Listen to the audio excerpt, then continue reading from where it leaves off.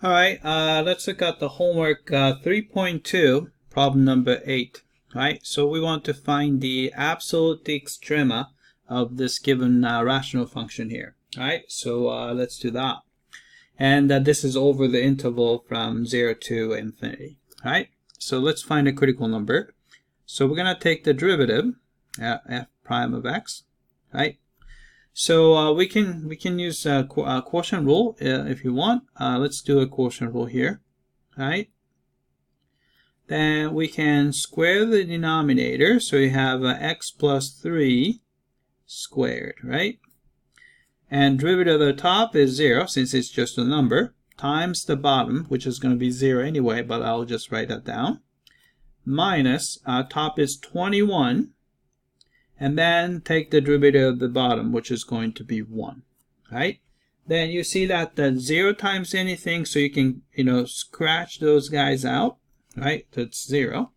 So you're getting here, this is equal to negative 21 over quantity x plus 3 squared, right? As you notice that this quantity is never 0 because the numerator is 21, and also this is actually always negative. You can see that it's a negative 21, and then because of the square, denominator positive.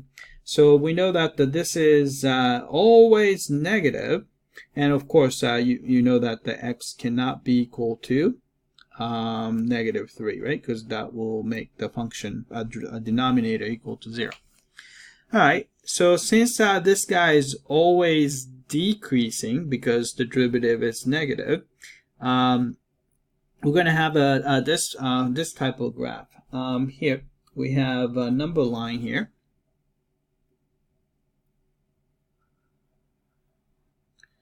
Alright, remember that interval is starting from 0, so here's a 0, right? And this function is always decreasing. So if you were to sketch the graph, so there's no critical number, but the graph is decreasing. So I'm going to just draw a picture, it's a ballpark picture.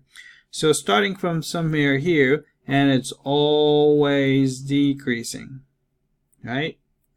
So which means that we're going to have actually an absolute maximum, and which is going to happen right here. So if it's at here, since it's always decreasing, at the beginning this is the highest point, so we're going to have an absolute maximum here, right?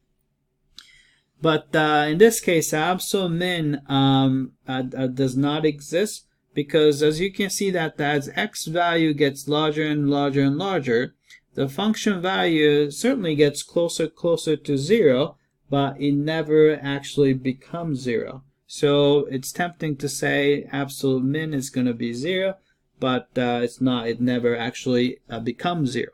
Right? So absolute max is kind of easy to find. All you have to do is plug in 0 for x. So you get the 21 over 0 plus 3. So this is going to be 7. Right?